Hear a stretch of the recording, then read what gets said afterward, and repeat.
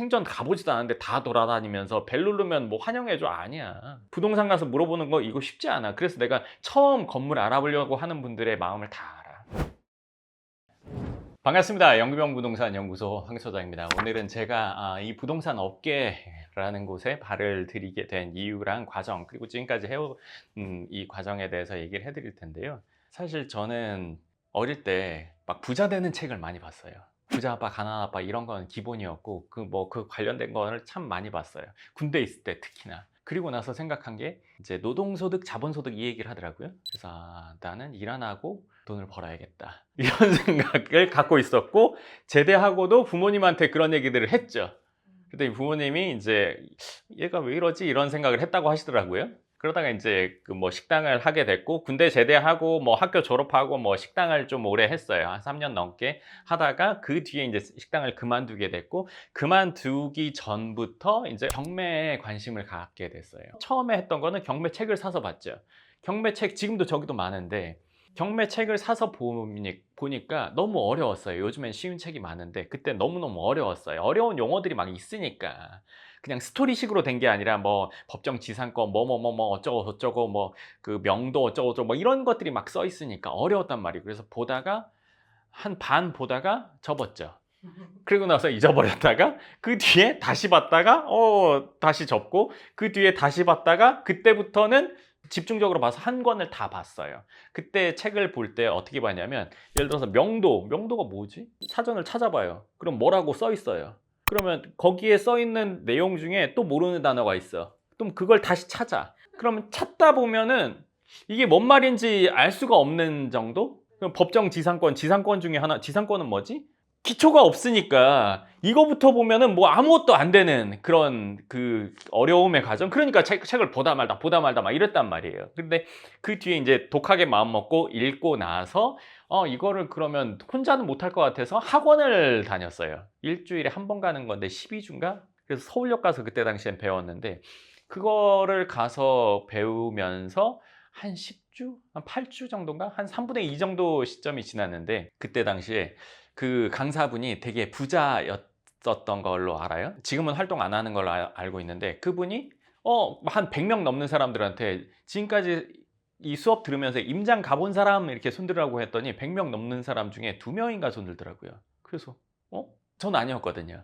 갔어야 되는 건가? 이런 생각이 들고, 내가 왜 그 생각을 못했지 하다가 갔다는 사람한테 한 명한테 가가지고 얘기해서 그 뒤에 이제 임장을 같이 다니게 됐고, 이제 그때 막 경기권이랑 막 춘천권, 막 경기권이라고 치면 인천, 부천, 뭐 수원, 그리고 또 강원권까지 다 다니면서 막 매물들을 많이 보게 됐어요. 그러니까 그때 볼 때 돈이 별로 없으니까 막 몇 천만 원짜리 정도를 받고, 그때 몇 백만 원 정도로 우리가 낙찰 받을 수 있는 이런 것들 위주로 보다 보니까 뭐 반지하부터 조그만 오피스텔부터 막 그런 것들을 많이 봤죠. 그러니까 한 번 임장을 가서 되는 게 아니라 한 물건을 보려면 임장을 적어도 3-4번은 가야 되죠. 그리고 또 내가 모르는 지역이니까, 그리고 그 지역에 가서 하나만 보고 오기 그러니까 여러 매물을 찾아가지고 가서 여러 개 다 돌아보고, 그리고 한 매물을 본다고 했을 때 가서 이렇게 보고 오는 건 아무 의미가 없잖아요.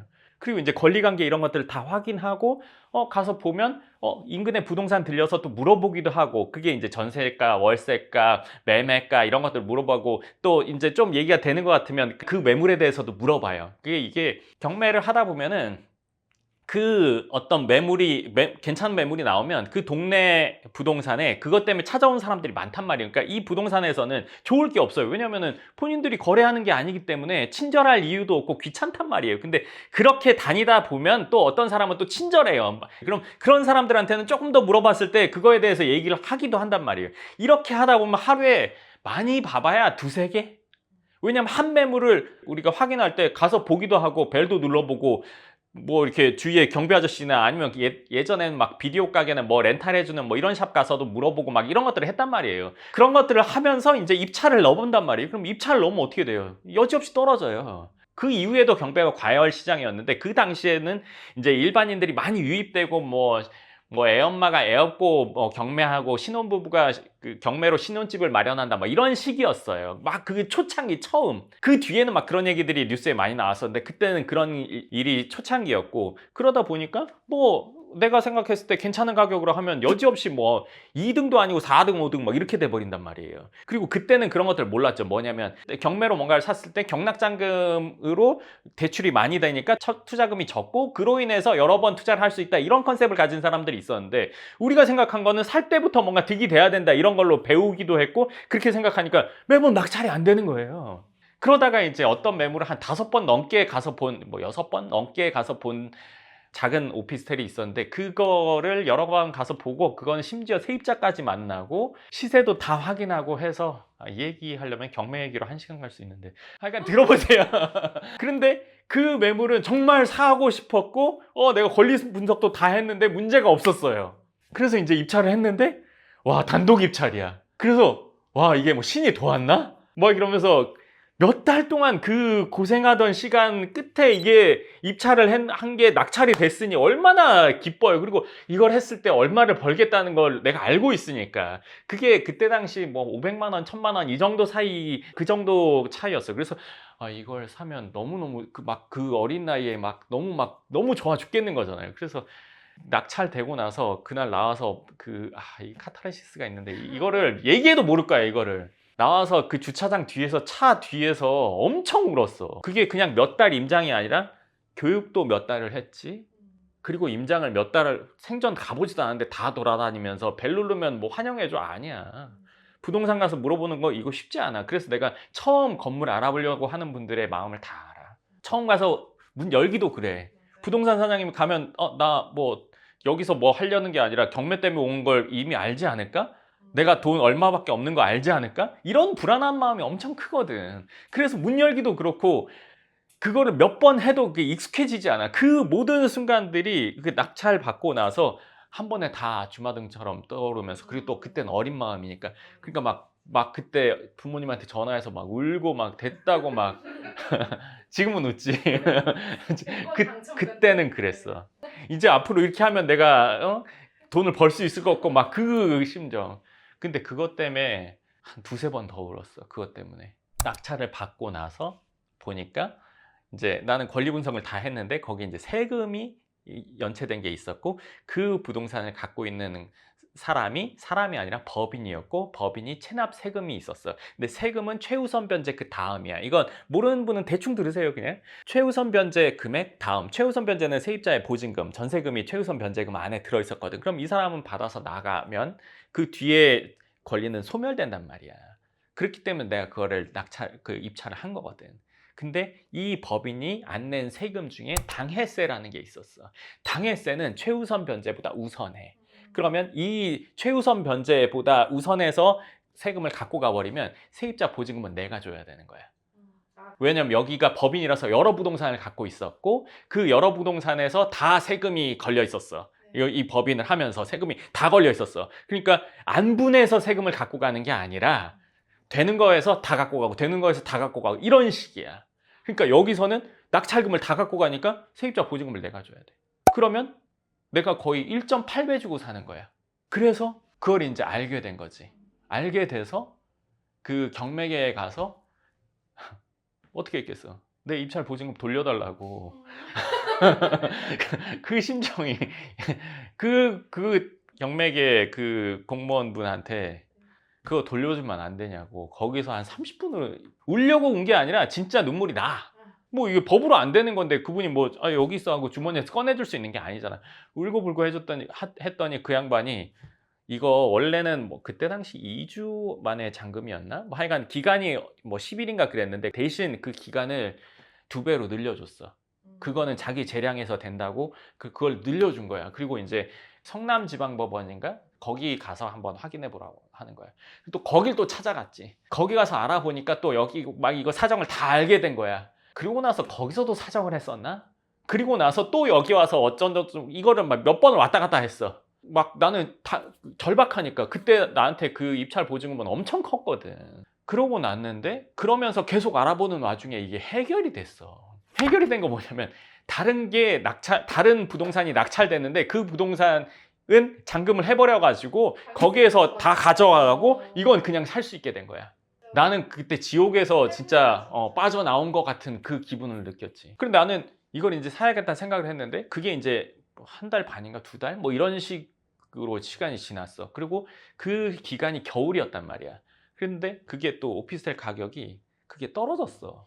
그러니까 내가 시세인가 시세보다 조금 더 주고 사나? 뭐 이 정도였던 거야. 그리고 나서 그 시점이 오니까 그 오피스텔의 지역이랑 위치를 다시 보게 된 거지. 이걸 진짜 사는 게 맞나? 왜냐면 내가 경매라는 걸 배웠어. 힘들게 배웠어. 그리고 내가 그 임장을 막 힘들게 다녔어. 그 과정에서 내가 뭔가를 얻고 싶었던 거야. 이렇게 노력을 했는데 그 결실로 내가 뭔가를 하고 싶었던 거야. 근데 그 안에 있다 보니까 이 대상이 괜찮은 건지 안 괜찮은 건지 보다 이 방법으로 사야 된다는 게 강한 거야. 한 방법으로 누군가 돈을 벌다 보면 그 방법만 계속 쓰려고 하거나 아니면 어떤 일이 잘 됐을 때 계속 그 같은 방법으로만 하려고 하는 이유가 이런 거거든. 그래서 그거를 하려고 했던 거야. 내가 지금까지 이렇게 했는데 이렇게 했는데 야 이거는 해야지. 근데 다시 바깥의 관점에서 보니까 이거는 사는 게 아닌 것 같아. 그래서 그렇게 진짜 고생하고 눈물 흘리고 막 이렇게 했는데 그거 포기했어. 와, 그때 입찰 보증금을. 그리고 그걸 안 샀어. 그것도 대단한 결정인데요.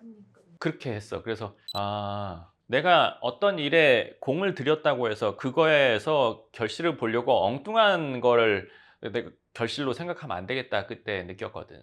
그때 생각하면 진짜 그래도 공부는 많이 되신 거 아니에요? 그치? 그리고 이제 경매 지금도 학원이 많고 뭐 여러 가지 여러 배우는 데도 있고 하는데 그게 사실 처음에 배우고 할 때는 나도 경매책을 한 50권 이상 봤을 거야. 여기 많아. 근데 경매책을 보다 보면 사실 대부분의 8, 90%의 경매가 권리 관계에 문제가 없어. 90% 이상 경매가 권리 관계에 문제가 없어. 근데 이제 희한한 경우들이 있긴 있단 말이야. 책을 계속 받아보면 그 희한한 경우들을 계속 접하게 돼. 그러니까 이걸 하면 안 되나? 뭐 이런 생각도 든단 말이야. 대부분은 아닌데. 그러니까 뭔가를 안 하면서 알아만 보면 걱정만 쌓이더라고. 그때 그런 것도 느꼈고. 하여간 그래서 그때 그거를 뭐 포기를 하고 경매 시장을 보니까 막 아까처럼 과열되는 시장이라고 했잖아. 그 과열되는 시장에서 내가 계속 그 과열되는 시장에 있으면 별로 내가 이익될 구석을 못 찾겠다는 생각을 했어. 그래서 그때 그러면 일단은 몇 달은 쉬었다가 다시 해봐야겠다 생각을 했지. 그래서 그때 그럼 쉴 거면 그냥 노는 게 아니라 그래도 용돈벌이는 해야 되니까 라고 생각했고, 또 하나는 내가 경매를 다시 하면 부동산들에 가서 또 얘기도 해봐야 되고 그리고 부동산들을 상대해야 되는데, 그럴 거면 부동산의 생리를 알 겸 부동산에 가서 일을 해보자 라고 생각해서 바로 이제 뭐 취업 사이트 이런 거 딱 검색해서 집에서 제일 가까운 데를 정해서 가서 면접 보고 거기서 이제 일을 시작하게 됐지. 아, 경매를 하기 위해서 처음에 부동산을. 그치. 아, 그치. 어. 그리고 그 부동산 간판에 경매라는 게 들어있었어. 그래서 경매를 하는구나 생각하고 거기에 갔지. 근데 여기서 반전이 그 부동산에서는 경매 경자도 들어본 적이 없어. 아예 안 하는데 그냥 무슨 경매 부동산이라고 써놨던 거야. 진짜 이상한 일이지. 그래서 거기 가서 이제 일을 하게 됐는데, 지금은 뭐 직방 다방 이런 게 있잖아. 그때 당시는 직방 다방이 이런 게 없었고 원룸 클럽이라는 게 있었어. 알아 혹시? 그 원룸 클럽이 지금 직방 다방의 PC 버전이에요. 쉽게 말하면. 근데 거기에 이제 매물을 올리고 방 구할 사람들, 그때 당시 이제 전세 월세, 뭐 강남에 500에 30 제일 싼 게 보증금 500에 월세 30 이런 거거든요. 지하 2층에도 막 집이 있고 그래요. 지금도 있어요. 그 당시에 500에 45, 550만 대도 지상층이었어 그때 당시. 500에 50에 관리비 5만 원이면 일단 지상층 시작. 막 그리고 이제 그걸로 이제 잘 나가는 데가 어디 있었고 뭐 이런 데들이 막 있었어. 그러면 그 매물들을 이제 올리고 그거를 이제 집 구할 사람들이 보고, 그래서 이제 전화 오면 만나서 보여주고 이제 전세 월세 뭐 이런 것들을 계약하는 걸 도와주는 일을 했던 거지. 근데 그게 그때 뭔 일이 있었냐면, 지금도 직방 다방 보면 허위 매물 뭐 이런 얘기 있단 말이야. 진짜 매물도 있고 허위 매물도 있잖아. 그 당시는 100% 허위 매물의 시대였어. 100%야? 100%. 예를 들면 보증금 3천만 원에 월세 200짜리를 500에 50으로 올리고 막 이런 시대였어요. 그러니까 인터넷으로 보면 지방에 있는 사람들이 강남 집값이 이해가 안 가. 와, 여기 진짜 살만하다 하고 와서 이제 현실 보고 뒤로 넘어가는 거지. 근데 어찌됐건 무조건 전화를 받으려고 다 뻥으로 쓰는 거야. 100% 뻥이야. 하루에 그걸 50개씩 올리라고 시켜. 그 당시에. 앉아서 그것만 쓰는 거야. 그러면 이걸 쓰고 내가 쓴 글에 내가 올린 광고를 보고 전화가 와야 그 사람을 만나는 거야. 근데 처음에 형편 없었을 거 아니야. 시키는 대로 했어. 그때도 내가 진짜 억울했던 게 억울했지만 또 좋은 일이기도 하다. 결론적으로 보면. 그 당시에 면접을 보러 갔는데 그 이사라는 사람이 나한테 자기 말만 잘 들으면 그 당시에 한 달에 300씩 벌 수 있게 해주겠다 한 거야. 그 당시에. 그래 내가 나는 한 150만 얘기했어도 대충 하려고 했는데 300이라 하니까 나 불살라 봐야겠다 생각을 하고 이 사람이 시키는 대로 진짜 정말 제일 열심히 했어. 아침 9시 가서 밤 11시까지 했어. 점심만 줘. 저녁은 안 줘. 저녁 굶는 거야 거의. 그 당시에 말이 되냐고. 근데 그렇게 했어. 토요일 일요일 없이 계속 그렇게 했어. 토요일 일요일 없이 뭐 휴일 없이. 근데 이 사람이 시키는 대로 다 했단 말이야. 근데 그게 별 효과도 없고 막 이랬단 말이야. 그러다가 내가 문득 알게 된 거야. 지나고 나서 삽질인 건 알았지. 그 당시에는 그 사람이 시키는 대로 사진 배치를 어떻게 해라 막 이런 거야. 쉽게 말하면 지금 온라인 마케팅 알려주듯이 알려준 거야. 그렇게 다 했는데 반응이 없어. 얼마나 억울해. 난 정말 내 스스로 열심히 하는 최선을 다해서 했는데 반응이 없어. 너무 억울해서 그 사람한테 막 바지가랑이 잡고 정말로 이거 왜 안 되는 거예요? 막 이러고 울분 때문에 눈물이 나와. 그래 본 적 있어? 시키는 대로 내가 다 했고 그거보다 1.5배, 2배를 했는데도 왜 안 되냐 이거야. 자기가 된다고 했는데. 그렇게까지 했는데도 안 돼. 그리고 막 울분이 터지는 거야. 그래서 정말 더 열심히 했는데도 안 되는 걸 보고 알았어. 이렇게 해서는 안 되는구나. 제가 되는 방법을 모르는구나. 그러고 나서 거기에서도 일을 잘하는 누군가가 있는 거야. 그럼 걔가 하는 걸 이렇게 유심히 봤지. 그 생각이 들고 나서. 그리고 걔가 하는 거의 특징을 알게 된 거야. 그리고 나서 그걸 벤치마킹했어. 그때. 그리고 벤치마킹에서 훨씬 더 잘했어. 훨씬 더 잘하고 그리고 그걸 시작하면서 내가 자신감이 확 생겼어. 이거구나라고 깨우쳤어. 걔도 잘하긴 했지만 막 퐁당퐁당이었어. 근데 어떨 때 잘해야 잘 되는구나를 정확히 내가 캐치했고 확신이 들었어. 왜냐면 지금까지 삽질을 그렇게 하다 보니까 이거는 확실히 아니야. 그럼 얘가 하는 방법 중에 이거는 일단 빼고 나머지가 방법인 거잖아. 확실히 알고 이제 살 것 같더라고. 살 것 같아서 그 이사라는 사람한테 내가 저 이제 내일부터는 잘 될 것 같다 얘기를 했어. 그랬더니 그 사람이 야 그래 열심히 한번 해봐. 이랬으면 나 아직도 거기 있을 수도 있어. 내가 그렇게 열심히 한 거 자기도 아는데 그 사람이 갑자기 야 너 지금까지 안 되다가 뭐 어떻게 잘 되겠다는 거 이러는 거야. 나 정말 시킨 대로 엄청 열심히 했는데. 그래서 내가 그럼 내기하실래요? 내일부터 잘 되면 어떻게 하실 건데요? 내 이렇게 된 거야. 근데 이 사람은 열받은 거지. 네가 감히? 너 이제 몇 달 되지도 않은 애가 난 7년 됐는데? 이러면서 야 너 지금 몇 달 되지도 않아서 지금 7년 된 사람한테 내기하자는 거야? 이러는 거야. 내가 되면 어떻게 하실 건데요? 이렇게 된 거야. 그러다가 이제 유야무야 되고 실제로 다음 날부터 잘 되기 시작했어. 그 다음 날부터 진짜 집을 구하는 사람들의 연락이 오기 시작했고 막 잘 되기 시작했어. 근데 한 4일, 5일 있다 잘렸어. 왜요? 그치 웃기지. 5일 있다가 연휴였는데 그때 그만두라는 거야. 사장이 내려오더니 그만두라는 거야. 나랑 누구를. 나 이제 막 잘 되고 있는데 난 너무 열받는 거야. 그러니까 돈을 벌고 안 벌고를 떠나서 내가 이 조직에 와서 못하는 사람으로 끝나고 간다는 게 너무 싫었어. 자존심 상하고. 그리고 이제 방법을 알았는데 그만두라고? 그 부동산은 월급이 없어. 부동산은 다 퍼센트이기 때문에 기본급이 없단 말이야. 이 사람이 그만두라고 했을 때 나 못 그만둔다고 했더니 사장이 야 내가 지금까지 그만두라고 한 사람 중에 못 그만둔다는 게 네가 처음인데 왜 못 그만두냐? 저 실력을 꼭 보여주겠다고. 이러는 거야. 사장으로서 의아하지? 그래서 내가 한 달만 내가 더 일해보면 좋겠다고 그랬더니 사장이 드리번 하더니 이 뒤에서 이사가 있었던 거야. 내 뒤에. 이러더니 안 된다는 거야. 3주만 하자. 안 된다는 거야. 10일만 하자. 안 된다는 거야. 일주일만 안 된다는 거야. 보니까 이렇게 살짝 견눈질로 봤더니 그 이사가 뒤에서 안 된다고 이러고 있는 거야. 근데 이유가 뭔데요? 정확히 듣진 못했지. 근데 미루어 짐작하면 이거야. 그 사람은 관리자였어. 그 관리자의 말을 난 더 이상 안 듣겠지. 왜? 이 사람이 아닌 걸 난 알고 있으니까. 그리고 아닌 거를 또 하나 알았는데 뭐냐면 그 조직에서 아까 말한 300만 원 버는 사람은 몇 안 됐어. 이 사람 말한 건 다 거짓말이었어. 자기가 방법을 안다는 것도 거짓말, 그만큼 버는 사람이 벌게 해주겠다는 것도 거짓말이었어. 그럼 난 이 사람 말 안 듣겠지. 그러면 이 사람은 나를 불편하겠지. 얘가 계속 자르라고 계속 얘기했던 거야. 그리고 사장의 입장에서도 관리자가 중요하지 한 명 잘하는 애가 중요한 건 아니었어. 쉽게 말하면 축구로 치면 감독이 중요하지 한 명의 선수가 전체 게임을 하는 건 아니니까. 그리고 잘리고 나서 너무 별로다. 잘 나왔어요, 근데. 잘리고 나서 거기가 진짜 재밌었던 게 점심은 밥을 주고 저녁은 안 줘. 그리고 안 주면서 밥 먹을 시간도 안 줬어. 그러니까 굶는 거야. 퇴근 시간 기본 8, 9시인데. 그치. 그게 되게 이상한 되게 이상한 건데 거기서는 상식이었어. 그리고 나서 내가 그 근처에 또 다른 가까운 곳에 갔는데 거기는 직원이 한 4명 정도 있었어.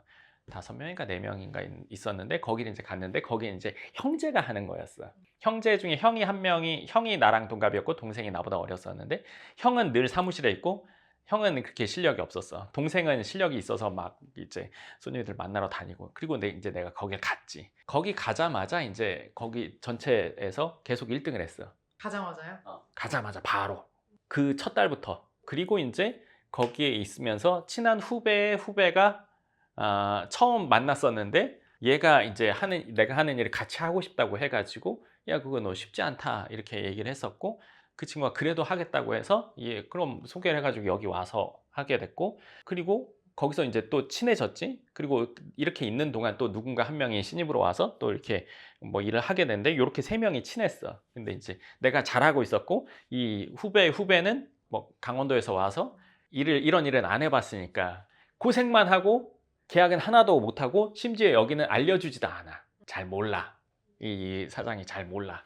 그래서 얘는 그냥 막 돌아만 다니고 고생만 하고 뭐 돈은 거의 못 벌고 막 이런 시기가 있었지. 그러다가 내가 나 때문에 그래도 왔으니까 너 일로 와봐 해서 너 한번 배워볼래? 이렇게 얘기를 한 거지. 근데 이제 그 친구한테도 야 너 나중에 배우고 나서 얘기하면 진짜 끝도 없는데 너 내가 이렇게 알려주고 나서 나중에 뭐 배울 거 없다고 생각해서 나중에는 뭐 들이대는 거 아니냐? 내가 이런 얘기를 했었단 말이야. 그랬더니 아 형님 뭐 저는 운동했어서 절대 그러지 않습니다. 뭐 형님 뭐 이렇게 된 거야. 그러니까 나도 그러면 이렇게 해봐 하면서 이제 알려줘서 그 회사에서 그 부동산에서 내가 1등하고 얘가 이제 2등 3등 왔다 갔다 하고 그리고 또 이제 새로 온 누군가 한 명이랑 친해져서 얘도 좀 알려주게 됐어. 그래서 이 3명이 돈을 버니까 부동산은 이제 몇 대 몇으로 나누는 거잖아 회사랑. 그러니까 여기 갑자기 돈을 많이 벌게 된 거야.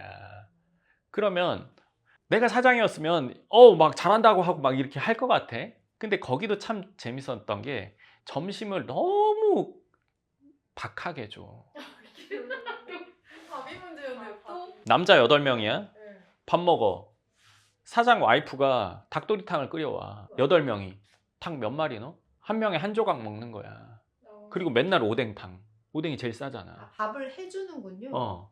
해서 갖고 오고 막 이래. 근데 맨날 오뎅탕에 뭐 아니면 뭐 꽁치 통조림이 아니라 시장에서 꽁치 사서 해주고 뭐 이런 식이야. 그러니까 뭐 정말 싸게 진짜 최대한 싸게 해주는 그 마음을 느낄 수 있어. 얘들한테는 진짜 싸게 진짜 생색만 내야겠다. 이게 느껴져 막. 심지어 이제 돈을 좀 벌면 잘한다고 하고 일을 잘할 수 있는 여건을 만들어줘야 되는데 사장이 그때부터 이게 내가 영상에서도 그런 얘기 했잖아. 돈을 많이 벌면 돈이 사람을 변하게 하는 게 아니라 돈이 이 사람의 본성이 나오게 한다고. 그런 일들을 내가 많이 봤기 때문에 그런 얘기를 하는 거야. 그 사장이 어느 순간부터 사무실에 회의실이 꼴랑 2개 있어. 손님 미팅할 수 있는 데가 2군데가 있는데 한 군데에 앉아가지고 친구들 불러서 카드 쳐. 그리고 그 안에 들어가서 담배 피고.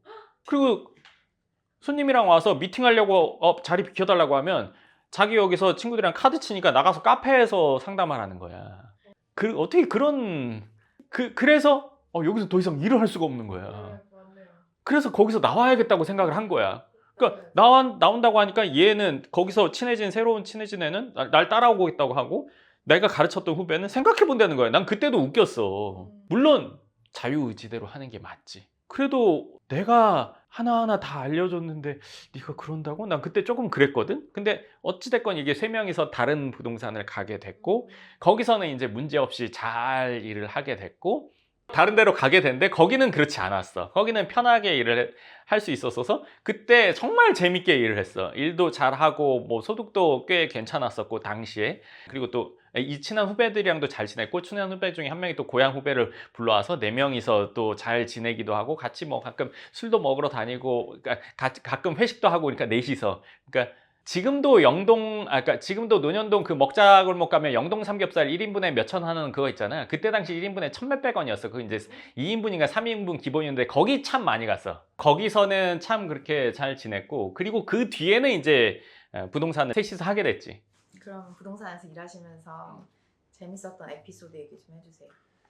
일단 나는 보면 영상을 보셨던 분들이나 아니면 저랑 일을 같이 해본 사람들은 알 텐데 꼼꼼해. 그리고 철저하고 집요해. 예를 들면 손님이 보증금 1,000만 원에 월세 50만 원짜리 집을 구한다고 쳐. 연락을 받았어. 그러면 물건을 찾을 거 아니야. 보증금 1,000만 원에 월세 50만 원짜리를 쫙 찾아. 그리고 나서 만나서 보여주잖아.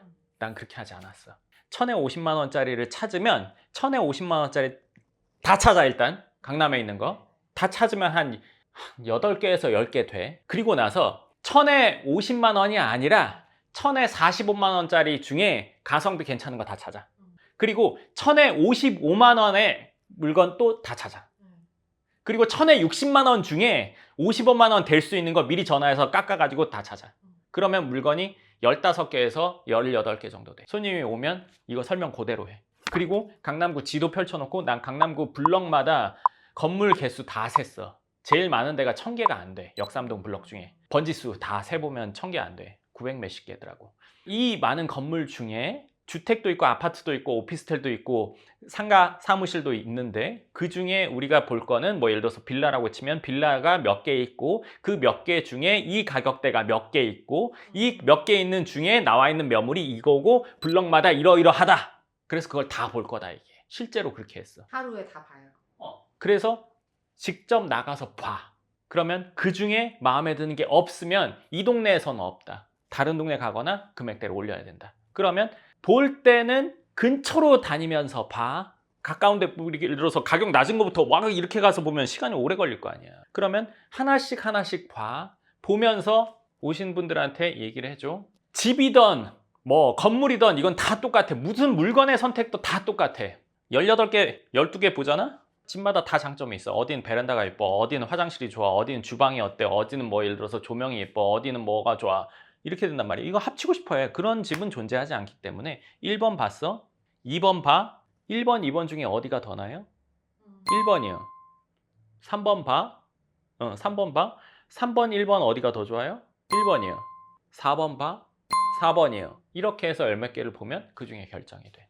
그게 가장 좋은 선택 방법이고 안 본 게 없어. 전수조사했기 때문에. 알겠지만 예를 들어서 공동중개인 것까지도 난 다 봤어. 그 당시에. 그렇게 하면 내가 보여준 게 강남에 나와 있는 전부야. 그 중에서 선택이 안 된다는 거는 여기 없다는 거야. 명명백백하게 설명하고 그 정도의 개수를 보여줘. 계약을 못 할 수가 없겠는데요. 난 나가면 계약이야. 물론 안 하고 다른 지역을 가는 사람도 있어. 지역을 넓게 보는 경우, 건대 보거나 신림동 보거나 하는 경우가 있거든. 그런 사람도 있고 아닌 사람도 있고. 근데 강남에서 꼭 해야 되는 사람은 만나면 안 되기가 어렵지. 그리고 이렇게까지 해주는 사람이 없어. 없어. 그냥 적당히 그 가격대에서 뭐 예를 들어서 뭐 대여섯 개, 일곱, 여덟 개 보지. 나는 그냥 하면 무조건 다 전수조사였어. 강남 빌딩 가격대에서 왜 전수조사했겠어? 내 습관이 그래. 하면 그냥 다 해야 돼. 다 하고 나서 명명백백하면 꺼리낄 게 없어. 이런 식으로 일을 쭉 그때 당시도 해왔어. 그러니까 그때 당시 나를 만났던 손님들은 그 뒤에도 지속적으로 연락이 왔었어. 그 이후에는 내가 그 일을 안 할 때는 내가 알던 후배들한테 뭐 연락을 주고 그 후배들한테도 잘해주라고 얘기를 했지. 그래서 계속 몇 년 동안 이어가는 사람들도 있더라고. 근데 나는 내가 그렇게 하는데 안 하면 그냥 이 사람이 정말 안 하려고 안 하는 거인 거지. 내가 잘못해서는 없다고 생각했거든.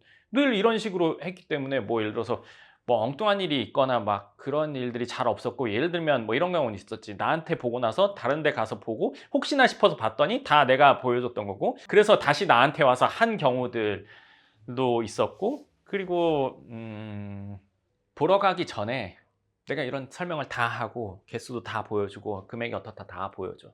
그러니까 기억나는 게 어머니랑 딸이었는데, 딸이 이제 서울로 이제 일하러 온 케이스였는데, 그러면 저 여기서 일단 가계약금 내고, 요 집이 좋은 것 같은데 이걸로 먼저 내고 볼게요. 아, 집도 안 봤는데요?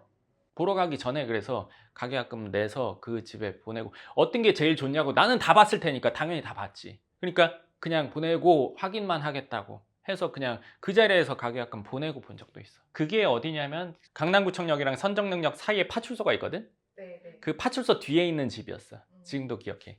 그리고 막 이런 적도 있었어. 그러니까 일을 하다 보면은 이게 내 일은 아니었어. 그러니까 우리 같이 일하던 직원 중에 그런 일들을 겪으면, 뭐 힘든 일을 겪으면 내가 해결을 많이 해줬었는데, 계약을 했는데 건물 주인이 그 중개 수수료를 안 주겠다고 한 거야. 왜? 그랬더니 뭐 싸게 임대 나서 임대료 못 준, 그러니까 싸게 임대 나서 중개 수수료 못 준다. 그래서 내가 받아준 적.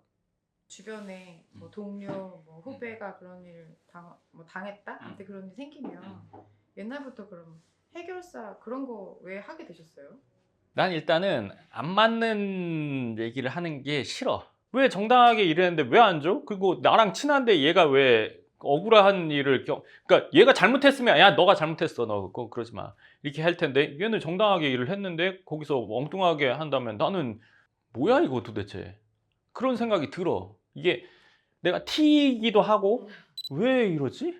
이건 당연히 줘야 되는데? 그리고 얘랑 나랑 친하기도 하고 얘가 일한 거에 대한 보상을 받아야 된다고 생각을 했거든. 측은지심이 좀 있어 내가. 그게 성격인 것 같아.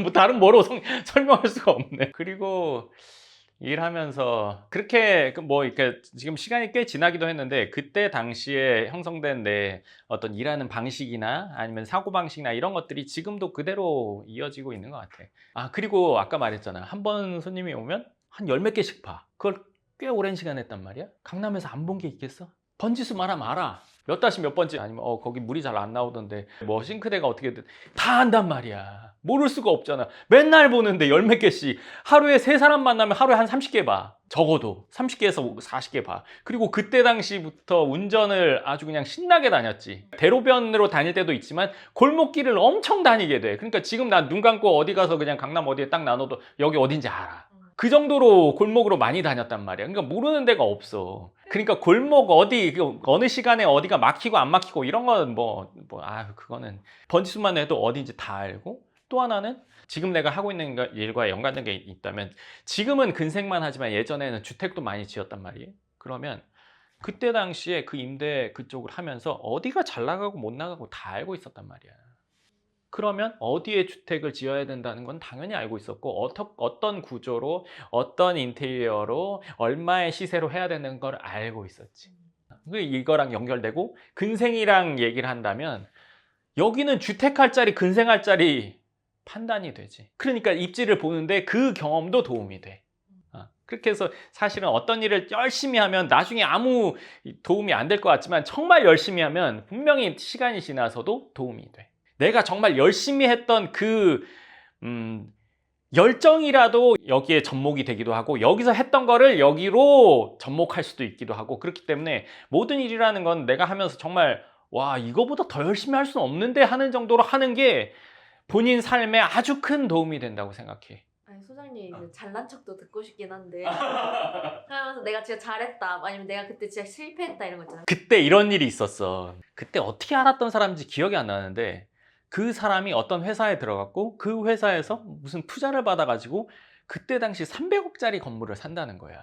그러면 나는 전월세 뭐 이런 거 뭐 1,000만 원에 뭐 100만 원짜리 뭐 이런 거가 평균인 금액대를 하다가 300억짜리면 가늠이 되냐고. 가늠이 안 되지. 근데 이제 그런 거를 하겠다고 하는 거야. 알아봐 달라고.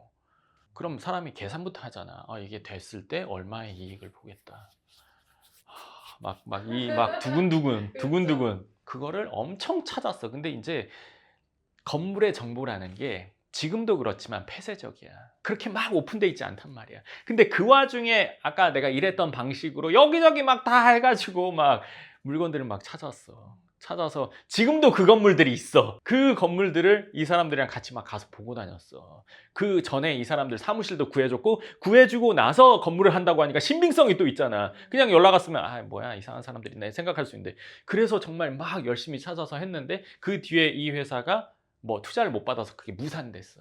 그때 막 나는 정말 부푼 꿈이었는데 너무 그때 너무 막 그때 그랬지. 근데 갑자기 이런 건 안 오더라고. 인생에서 여러 번 뭐 이런 일들을 이렇게 이런 일들이 몇 번씩 왔었지만 갑자기는 없더라. 그게 한 번도 이렇게 차곡차곡이지 갑자기 오늘 딱 됐다. 그 매스컴이나 아니면 어디에 뭐에서 위인전 말하듯이 아니면 뭐 어그로 끌려고 그런 것들을 얘기할 수는 있겠지만 인생이 다 이렇게 되는 거지. 이렇게 가다 갑자기 우와 없어. 그 건물은 지금도 비싼 건물이야. 그 건물은 지금 최근에 거래된 게 900억 넘어. 우와. 그때가 당시 그걸 보러 갔으니까 내가 얼마나 떨렸겠어. 네, 좋습니다. 그래서 오늘은 제가 부동산이라는 이 분야에 왜 발을 들이게 됐고, 그리고 정말 이 초기에 어떤 일들이 있었는지 얘기해 드렸는데요. 다음번에는 제가 그 부동산 사무실을 이제 3명이 같이 하면서 있었던 일 더 한번 얘기해 드리도록 할게요. 이때도 재밌었어요. 이때부터 지금까지 중에 뭐 쭉 별의별 일들이 계속 있게 되는 거잖아요. 일을 하다 보면은. 성장을 하고 뭔가 높은 곳을 추구하다 보면은 불편한 일들을 해결해 나가는 것이 본인이 해야 될 일이니까요. 다음번에 또 그 얘기도 한번 해드리도록 하겠습니다. 그럼 또 다음 영상에서 뵙겠습니다. 감사합니다.